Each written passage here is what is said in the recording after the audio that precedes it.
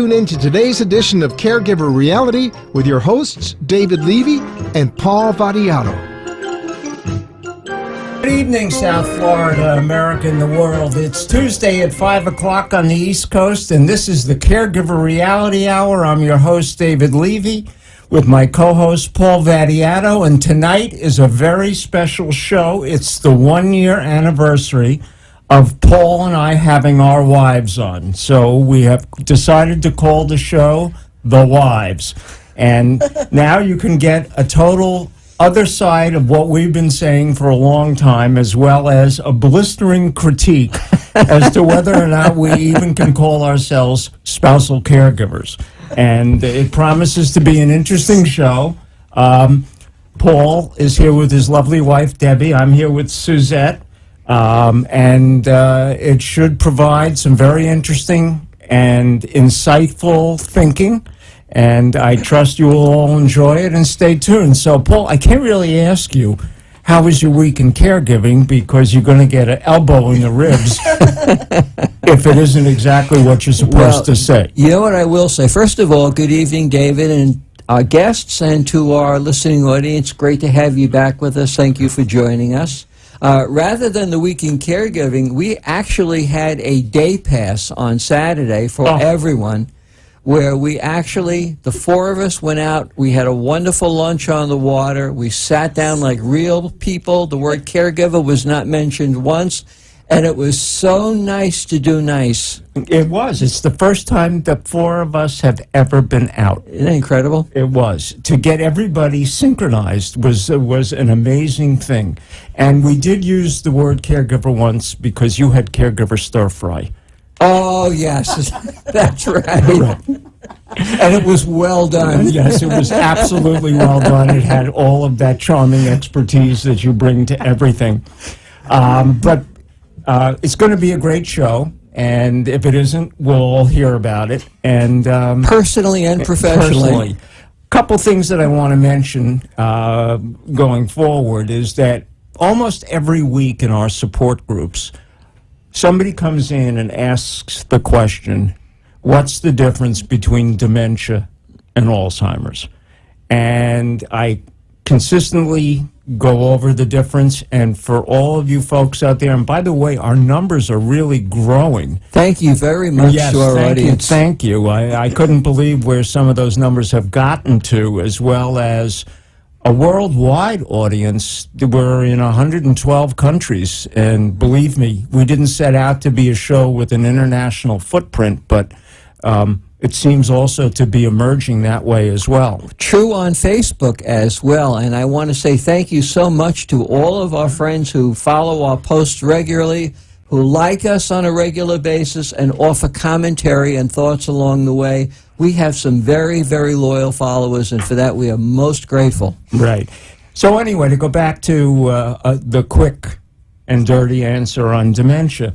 Dementia is a group of symptoms that affect thinking and the ability to do things properly, to have things in an orderly fashion, and it interferes with a lot of activities of daily living. The ability to remember how to take a shower, how to get dressed, sometimes even how to eat, and memory loss is one of the things that comes with it. However, not all memory loss is a result of dementia. There are reversible dementias that can be caused by things like alcohol, an overdose of pills, a concussion, and you can have memory loss from those things without ever having dementia. So just because you have memory loss, you've got to dig a little bit deeper before somebody can categorize it as dementia. But dementia is the umbrella term for about 50 different diseases of various names that include things like temporal frontal lobe dementia, Parkinson's, the most common is Alzheimer's. And so the simplest way to say it is Alzheimer's is one form of dementia. And you can remember it by saying all dementia is not Alzheimer's, but all Alzheimer's is dementia. And so for those of you that were asking what's the distinction, it's as simple as that. One's a group of symptoms and one is a specific disease associated with those symptoms. And so one of the things that came across my desk late this afternoon, Paul was out. We had a guest in from out of town, not to be on the show, who's speaking tonight up in Palm Beach Gardens. Palm Beach Gardens. And so we had the opportunity to have lunch with him. And he is very involved, or has been over the years, with the Alzheimer's cause, not necessarily the Alzheimer's Association, but he goes around and speaks to very large groups, especially in the financial community, about what to look for to make sure that clients themselves are capable of making decisions properly when they come before or deal with their financial advisor, be it a CPA, a registered agent, whatever the various terms are. Paul, who with 29 years of experience, constantly helps me out when I stumble through that. But we had lunch with him, and he's going on to make that speech. But this afternoon, one of the things that came across my desk was earlier last week was another convention of dementia specialists. Our friend Mark Brody from Brain Matters was one of the people that was there. He's involved in one of the new studies, as are a number of other people in Palm Beach County, trying to find people who are dementia-free at an age of 65 or older, that they can track over the next 5 years and see whether or not they begin to show signs, and if they do, if there's anything that they can do to mitigate that. But if you remember, a couple of years back, President Obama, with the very, very best of intentions, said, we're going to beat Alzheimer's by 2025. And the comment that came back from the researchers is, you know, that's only 10 years from now. 8 weeks from today, or 10 weeks from today is 2015. So in the next decade, are we going to find a cure for Alzheimer's? The situation, as I have been told, and from what I read and what the researchers tell us, the likelihood of finding a cure in the next decade probably isn't there. But the ability to slow it down and delay the onset, or delay the obvious when we can see it, is the next objective to try and make things work in the Alzheimer's world. All of this, whether or not it's the studies that are going on in our own backyard with people that have no symptoms of Alzheimer's, or whether or not we're dealing with another subset of people in their 40s and 50s who may have early onset that we're looking to delay, all of this requires human beings like yourself to raise their hand and say, I want to be part of the solution. There is no way that we can find a cure for Alzheimer's without having humans as part of the testing. We can do a certain amount with mice. We've done a lot with glowworms and things that they've tried to replicate. This past week, Rudy Tanzi, one of the foremost researchers, was able to, in a gel form, to take stem cells and turn them into neurons, which are the cells that compose most of the thinking portion of your brain, and then alter them to become dementia neurons. And from that, they were able to observe plaquing and tangles. Now, that's the first time they've been able to do it in somewhat a three-dimensional form, because it was in a Petri dish with this gel. And one of the things it will allow them to do is test a lot of potential medications or approaches, etc., using computers and other high-speed equipment to be able to analyze and see almost in real time what would take maybe a year in taking a mouse and giving it a certain drug and then waiting a while to see what happens, and then ultimately examining that brain and see what went on. So we do see breakthroughs, but they were very, very realistic about one important thing. The amount of funding that has been dedicated to Alzheimer's is woefully inefficient. Simultaneously, David, the deaths from Alzheimer's keep rising. That's absolutely right. Now, Alzheimer's directly as a disease, forget the caregiver, is over $250 billion a year. And that's attributable to about 5 million plus people in the United States that we can attribute the disease to. By 2050, if we do not have cures and slowdowns, there will be 16 million people with the disease, and the cost will be in the trillions. So we have to get our hands around it. This month, we know, is breast cancer awareness. They have driven breast cancer to the forefront of our thinking. We see that pink ribbon, and we think of Susan G. Komen, and in a little bit I'll explain to you where all that came from. But we have to put that same emphasis on Alzheimer's. And later on, one of our sponsors, Medical Research Charities, is working with the Alzheimer's groups that are part of Scripps and others to work for a cure. But let's face it, they try and raise money through the federal employee groups, and we try and encourage our listeners to contribute to them as well. But we can't expect to fund Alzheimer's on the back of federal employees. And it's going to take the same kind of hue and cry from the public, both here and abroad, to put the kind of money behind the research that will allow us ultimately to slow it down, maybe to stop it, and ultimately to find a cure. David, you know, the scary part is that every once in a while you see in reports in the newspapers reports of a new breakthrough or a new drug or a new treatment protocol that shows great promise, and I just so afraid that they create expectations that are so unrealistic. When, you know, we talk to people like Scripps, Florida, and they say, you know, we're just trying to understand a normal, healthy brain. When we get around to understanding that, the Alzheimer's part of it may become a little bit easier, but we're not close. Well, remember that we live in a day and age of instantaneous communication, and the soundbite is the thing that we all respond to.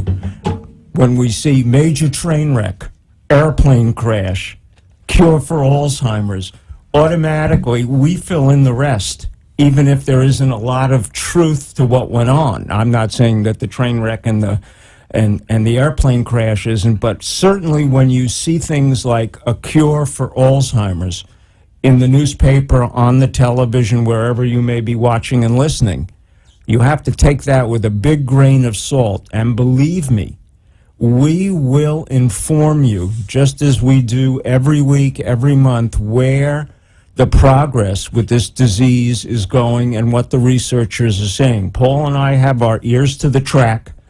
We listen very carefully. We have very good resources. Smart heads. Smart heads, not ours, but others. And when we tell you that there's been a breakthrough, that one you can take to the bank. And you'll hear it first. You'll hear it CareGiver first from Reality us, Hour. although you may get the soundbite earlier. Right. So, Paul, what else is going on in our world this week? Well, we have a webinar that we're going to be doing next week for the Purposeful Planning Institute. And again, we've been putting a lot of our focus in educating the financial services community and those people that work with families in their planning. And it's woefully inadequate, the planning that is being done for care, the cost of care, and specifically the caregiving and what it does to the close immediate family, but also the extended family, from the children down to the grandchildren. So we're going to be doing this on Tuesday afternoon, and it should be a very good audience. I'm looking forward to it. So am I. And in response to that, we've had numerous people in the financial industry who are senior leaders and others who have asked us, based upon our intellectual property and other things that we've created over the years, whether we would put together a package that was simple, easy to use, that would help the financial advisor in whatever denomination they may be, to be able to start that conversation with a client, not only what the person we were meeting with today, who's trying to make the advisor more aware if the direct client at the moment is having some kind of a cognitive or a remembering issue. But this is for those that show no sign but have no idea of what is coming down the pike in terms of caregiving, loss of income, what may be needed in the future. As we rapidly are losing facilities, we had a discussion today about the rapid loss of nursing homes and nobody's replacing them. The ability to place people in facilities, even assisted living, and gosh knows Arden Court, who's one of our valued sponsors and is, I consider, to be the gold standard for what a Alzheimer's, an ALF dementia facility should be. They're not cheap. And so you really have to think about what happens with a disease that can easily last 3 to 5 years once it's gotten bad enough that you can't keep somebody home. Yeah. And can go far beyond that. And unfortunately, the flip side of that is if we do not have facilities to place our loved ones in, assuming we can afford them, and believe me, Medicaid would not be able to fund just the amount of care Alzheimer's patients that we have today if we had the room and we could place them. So it's going home, and it's going to be incumbent upon this show and many, many others that are trying to educate the public on what Alzheimer's is all about and what it's like to deal with it and keep a loved one home. Just to clarify, when we talk about ALF, we're talking about an assisted living facility, and they come in all shapes and sizes. Many flavors. Many flavors. And many of them do have a memory care unit, which is a specific area usually locked for people with dementia or people who might tend to wander. So the facilities are crowded, difficult to get in, and disappearing. Right. And not only that, we're not even talking nursing homes, but assisted living dementia. There are only about 450,000 of them across the country. So when you stop and think about, there's about 1,500,000 to 1,550,000 nursing home beds and 500,000 dementia assisted living facility. If we just took 2 million of the 5+ million Alzheimer's patients and had to place them in a facility, we'd have to kick everybody else out, and that would be the only people in them. If I may, David, to our listening audience, which we now know is in over 100 countries, this may be a very foreign idea of bringing a loved one to a facility where more commonly it is done within the home on a multi-generational basis. And that is probably what we're going to be seeing more and more of here in this country. Of course, the problems that come along is that we no longer have what used to be called the traditional nuclear families. Families now come in all shapes and sizes and combinations, but care still needs to be rendered, and we have to have someone who's going to be responsible for that. And hopefully through the education that you receive through us here on the air, through the materials that we provide, and for the learning tools that are going to be made available to you, you'll be a little bit more prepared for what is already here and is only going to grow in the years to come. And you hear about it every day. You meet somebody on the street, and their aunt, their uncle, their parent, their spouse are dealing with it. And I can only tell you that if you go to Kindle, to Google, and you put in David Levy, caregiver, our Family Caregiver Practical Problem Solving Manual deals with not so much Alzheimer's, but the whole subject of being a family caregiver and how do you deal with it, how do you kind of survive it, how do you prepare for it. And that's part of the conversation we're having with these financial planners so that they too, as a trusted authority, can bring some of this information to their clients. In an understandable fashion and be prepared. Simple, easy to understand, because if it's going to be respectfully psychobabble or medi-speak, it really doesn't do many people much good. Yeah. So it's got to be simple, easy to follow, easy to understand. That's the kind of information that we put together. I see by the old clock on my wrist, it's time for a break. And so you're listening to us on CareGiverReality.com, iHeartRadio, WWNNRadio.com, AMP2.tv, and a myriad of other places on the internet and around the world. We'll be right back.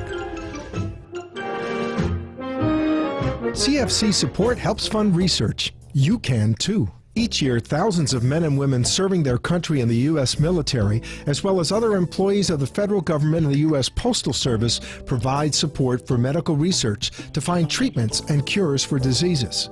This is done through the Combined Federal Campaign, an annual workplace giving campaign that allows eligible individuals to support charities, such as those that conduct medical research, through a payroll deduction. Money donated this way to the medical research charities and its member organizations helps fund research to fight diseases from Alzheimer's to cancer, multiple sclerosis, blindness, breathing disorders, and much more. The diseases included afflict people of all ages, from the very young to the very old. You don't need to be a member of the military or a federal government employee to support research to help you or those you love that are suffering from an illness or disease. Donations to our not-for-profit tax-exempt organizations are tax-deductible and provide a vital source of funding in the fight to defeat some of life's most dreaded diseases. Please visit the website of the Medical Research Charities, which can be found at medicalresearchcharities.org. That's all one word, medicalresearchcharities.org. On that website, you can learn more about our member charities and make a donation in support of the research they're conducting for a specific disease or family of diseases. You can make a donation to Medical Research Charities itself and support the work of all our member charities. Please visit our website today, medicalresearchcharities.org. Become a part of Joining Forces to Find a Cure. Are you a family caregiver? Are you taking care of a spouse or loved one who can no longer take care of himself or herself? Are you dealing with Alzheimer's disease and don't know what to do? Do you feel burned out, frustrated, and just don't know where to turn? You've tried doctors, lawyers, and mental health professionals and have come to realize that they don't have practical answers to these questions. What you need are experts, non-clinical family caregivers with 25 years of active experience helping thousands of family caregivers like yourself. People who can help you provide a better quality of life for yourself and your loved one. Who you need are David Levy or Paul Vadiato. And no one can really realize it because both Debbie and I look well. We don't look sick. And we're very, very sick. But I think that's been a hard thing. I'm not even sure my close friends and some of my family get it. Do you have that kind of thing? I have the same problem. None of my children understand. They're like, well, when I say I was in the hospital like a month ago, well, why were you in the hospital? And I tell them, they go, oh, okay, but you're all right now, right? There's nothing really wrong with you. Yes. And then when they would see me, they were like, you don't look sick.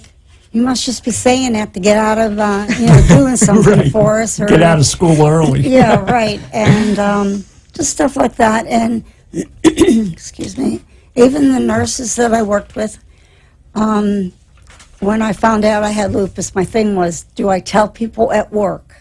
I was so scared because I was a manager in the front department. Excuse me. And I was so afraid of telling them. I had the thing of, do I tell them or do I not tell them? Because you could still work for a while. I did. And, but things kind of went rapidly after a while. But I mean, I used to go every, week and to a dermatologist, and he said that he was going to try a new drug on me, but it wasn't a new drug.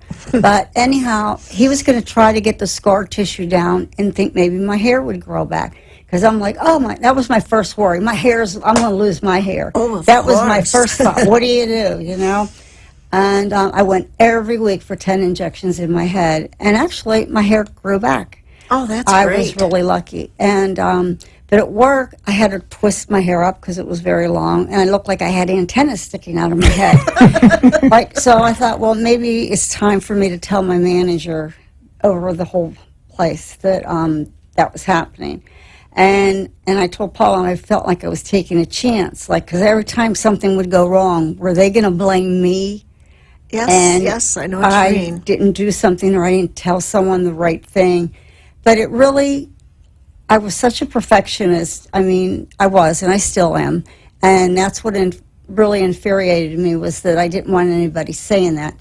But I did have a talk with her, and she, even being a nurse for like 30 years, she had no idea of what lupus was. And one day I went to work, and I had a rash. They call it a wolf rash. Everybody doesn't get the like nicely little butterfly rashes. I still do get them, but the wolf rashes just goes like usually one eye and your whole side of your face, and it does look terrible. And I went to work that day, and we have to do outpatient phone calls. So I told my girls in pre-op that I would go back and do them instead of them doing them that day. If they needed any help, please come get me. Well, next thing I know, it was about an hour later, I get called to the office. And one of the human resource persons were there. And, oh, dear. And they were like, we don't know if you're going to be able to work. I says, you know, because your face, the patients are talking about it. You know, can't you cover it up? And I said, no, I can't put anything on it. And I sat there for a while, and they were really making me feel like I was contagious, and it was horrible. And none of the patients ever, I said, that's why I'm back in the back doing calls. And they said, well, maybe you better think about quitting, blah, blah, blah. And I'm like, no, there's nothing wrong with my work. I said, if that's what you want, I said, you know, then my lawyer can call you, and you two can discuss it. I did teach you well. Right, I was going to say that. That was my husband's idea. And he says, just bring up the attorney lawyer, and they'll shut up. And they did. And, I mean, the rash went away, and I thought I was doing the right thing by going in the back and working. But it got to the point where the stress level of my job, it really did get to me. I mean, I had fibromyalgia also, so my legs, my arms. I come home from work, and it was just terrible. And in the morning, I would say to Paul, help me get up out of bed. And he says, if you can't get out of bed, you can't go to work. I said, if you help me just get my pants on, I'll be okay to go. I know if I just...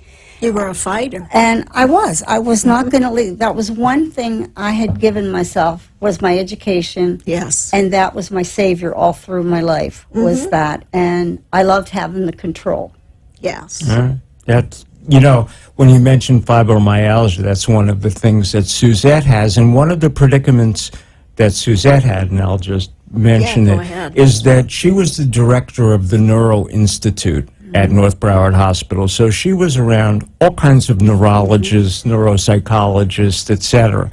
And she was known to be the Energizer Bunny. You could find her in the hospital zipping up and down, not using the elevator, up and down the steps, here and there and everywhere.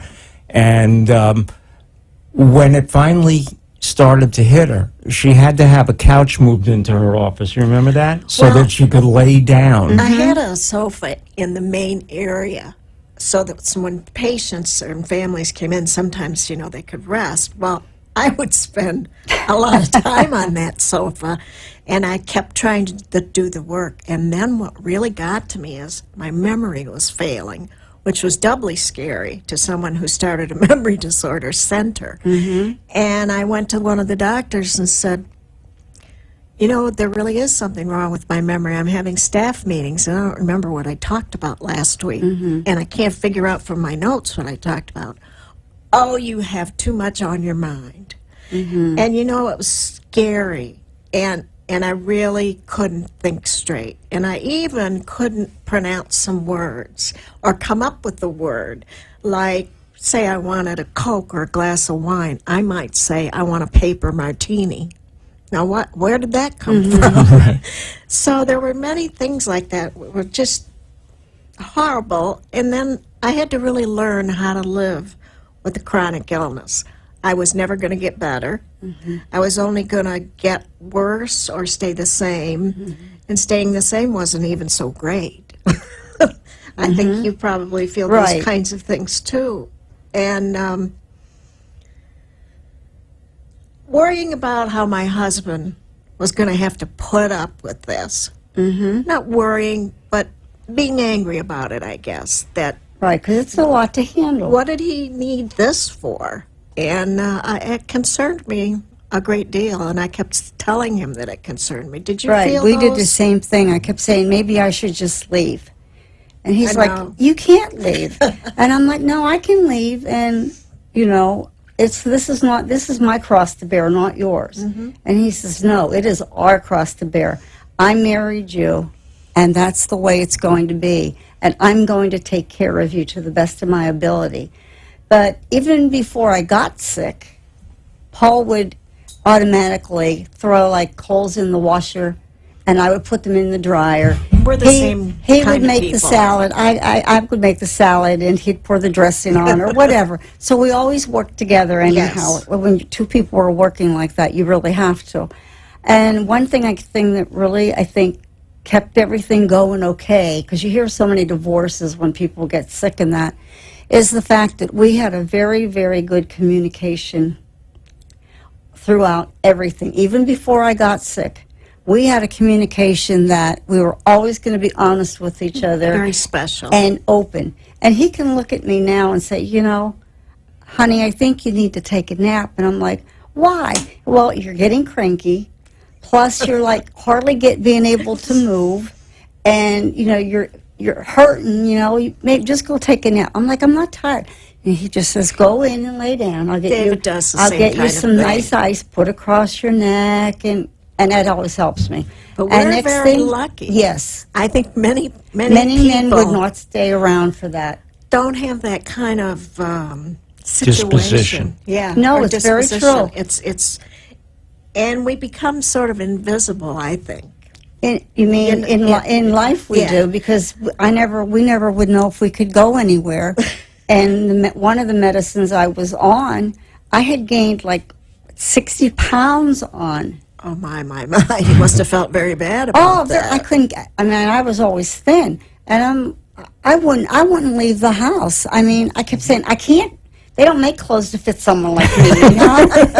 And I mean, I'm serious. And Paul found these dresses, and they were the ugliest things. But you know, I had to wear something to go to the doctors, and that would basically be the only place I could go because I would be so tired Oh, I know. We don't and go hurting. anywhere.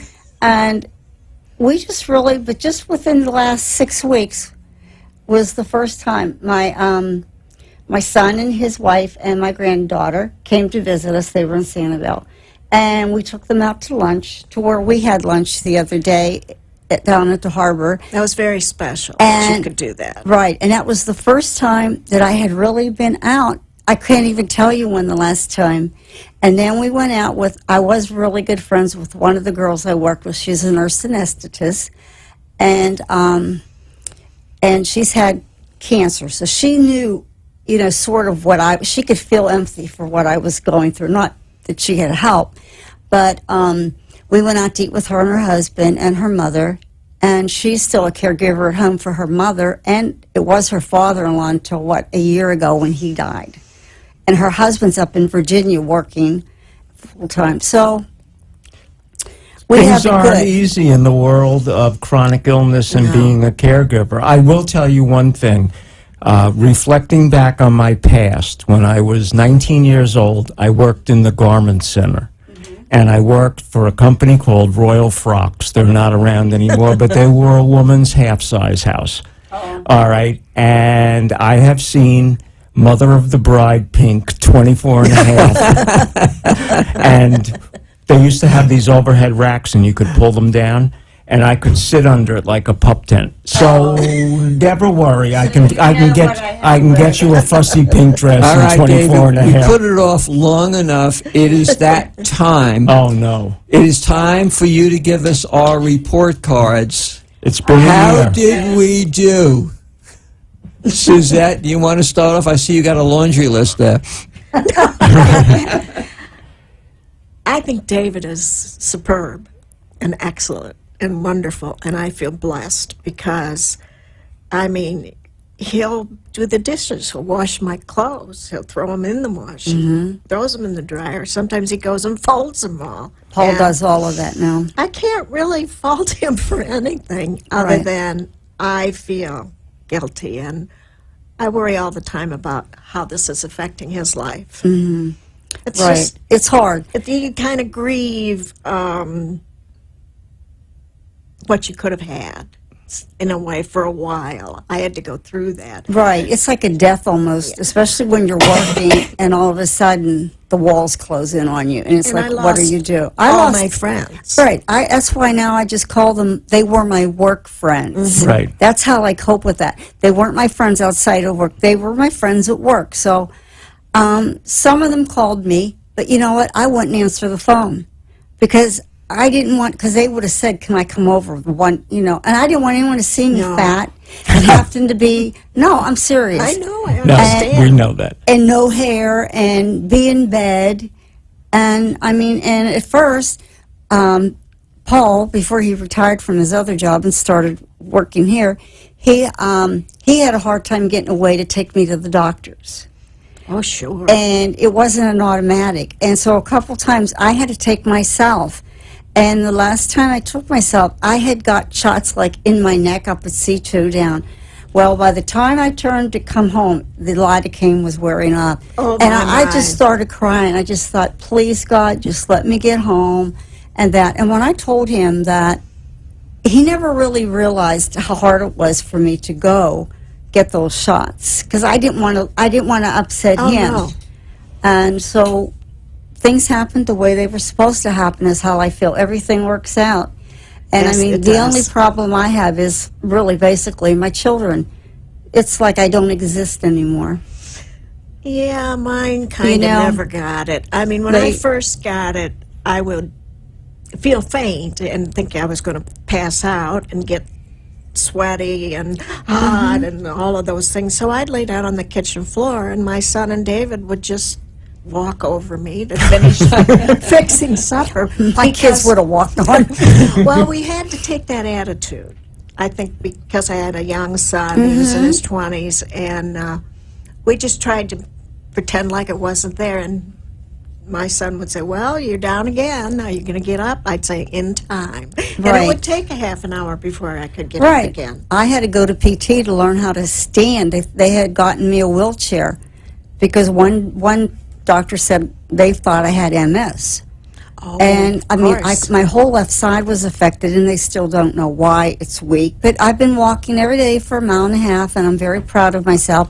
And my husband, because he still's an early bird, gets up at 5 o'clock.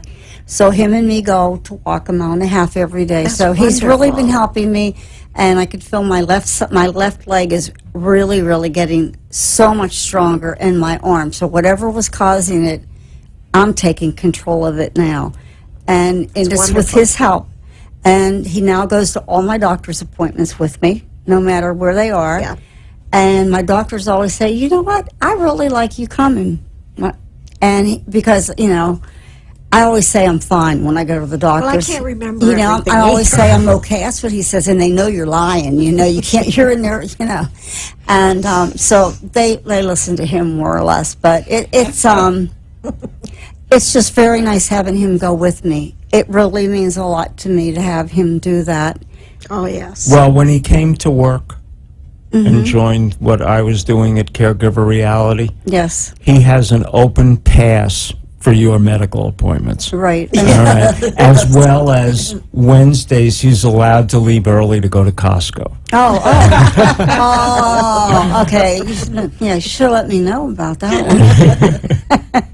Well, the going to the doctors, I mean, there is a sub reason why I go. I mean, that's how we get a lot of our guests, some of our better guests to come here because we find some extraordinary doctors in the way. Oh, yes. But I would never miss an appointment. It's too important. I do have a very serious question for both of you, and I really think our listeners out there really want to know it.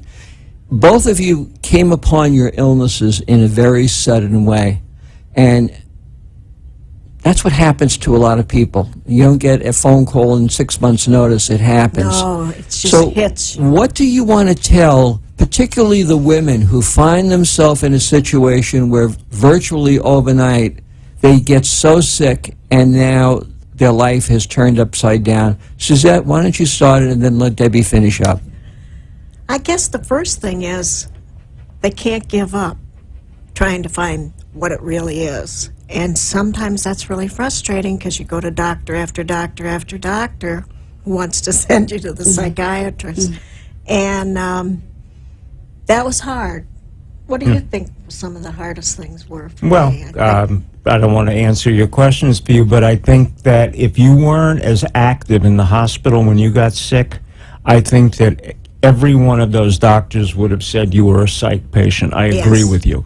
But they knew that you were just I worked never a really shirker. hard. So you got a little bit of a pass that way. And Yeah, I was luckier but than I think most. if one of the things that if I were you in answering that question, knowing you and the 18 years that you've been suffering with this, is you said it the first time. A, you can't give up, and No. B, one of the things that we've learned is that you can't always expect to find doctors that know what's wrong with you, or even if they understand what's wrong with you, that they have something that can treat you.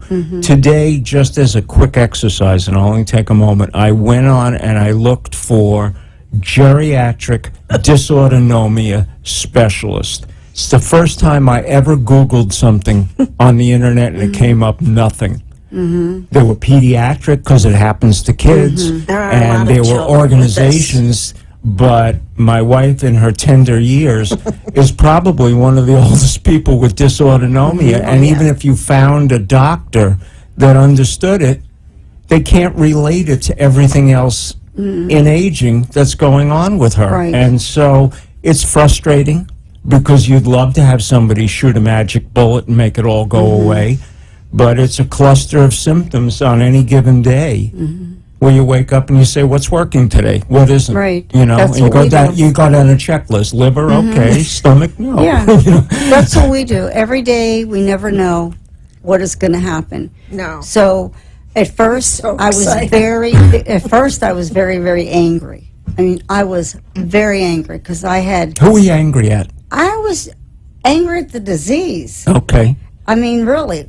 I mean, like, how dare that happen to me? You know, I know stuff happens to people being a nurse every day. Oh, of course. But it's like, that nothing would ever happen to me, you know, because I have to be there taking care of these people.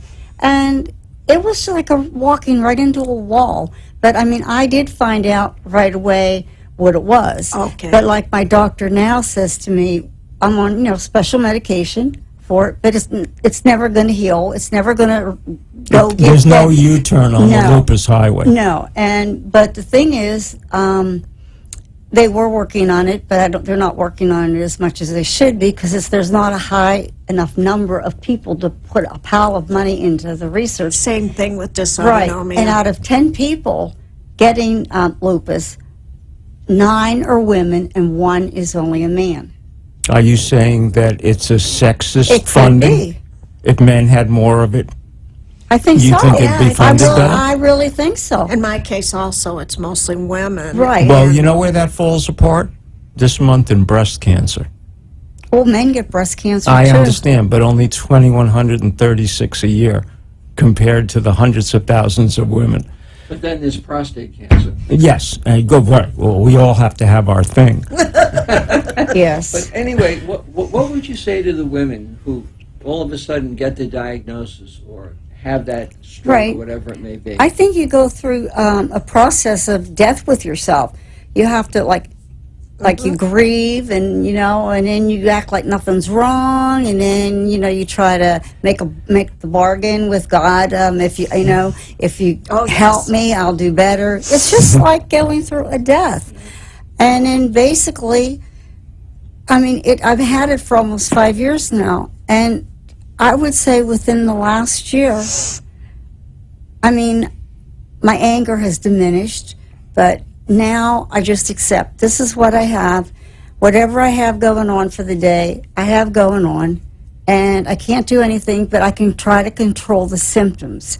And that is what I do. I know I still have some control over my life. And that's about all I have, but it's more than what I did in the beginning, I think. Oh, that's very good. Yes, I really do. I have control of my life, and I always tell my husband, I always try to tell you what a good job you do. I mean, every night we sit and watch TV together. We've always done everything together when we were, first married, and we still do. Attitude is everything. Right, and now I try to take it, I can't change it. This is something I have to live with. And I'm not ready to die. Oh, no, me. And I'm not going to let this disease win, is how I feel about it. I'm going to win. Or at least you're going to wrestle it on your own terms. I really am. And I'm trying to enjoy more of my time, like going out to walk outside in the morning. I was going to walk at the mall because I thought it was safer and cooler because I can't be in the heat. But we go early in the morning before the heat starts. We're out there walking this morning at 6 o'clock. And Well dressed. yeah, come on. Yeah, I walk in my pajamas, and, but no one sees me. We won't tell them where you live. Right, but that's it. It's just not. You have to really grieve, and then just say, "This is it." So it's a grieving and it's an acceptance. Yes. And I will tell you, as a caregiver and what I observe in your husband and your relationship, and I think my wife and myself, is that as a caregiver, I have come to realize that this is the state of affairs. I can't will it away. And so rather than swim against the tide, it's a lot easier to recognize that you kind of got to go with the flow and accept it the way she has accepted it, even though she fights it. But we both know this is the destiny of the two of us. And find the moments of joy where you can. David? Yes. You're absolutely 100% correct. And so South Florida, America, and the world, you heard it here first. It was the wives. And I think there was a lot of truth that came out tonight. I think a lot of honesty and a lot of call it like it is. And that's what we'd like to think this show is all about. And so, America, the world, as I said, thank you very much for listening. Paul? Good night, everyone. Thank you for joining us. And caregivers, take care of yourselves. Have a great week. Thanks for joining us for this week's Caregiver Reality Show. Each week, David Levy, a gerontologist, and Paul Vadiato, a caregiver expert with a combined over 25 years of experience, providing practical and realistic help to caregivers struggling to keep up with the needs of a loved one who are unable to care for himself or herself. To reach David Levy, email him at david@caregiverreality.com. Or to reach Paul Vadiato, email paul@caregiverreality.com. And find out more online. Just go to caregiverreality.com. See you next week for another exciting show of Caregiver Reality.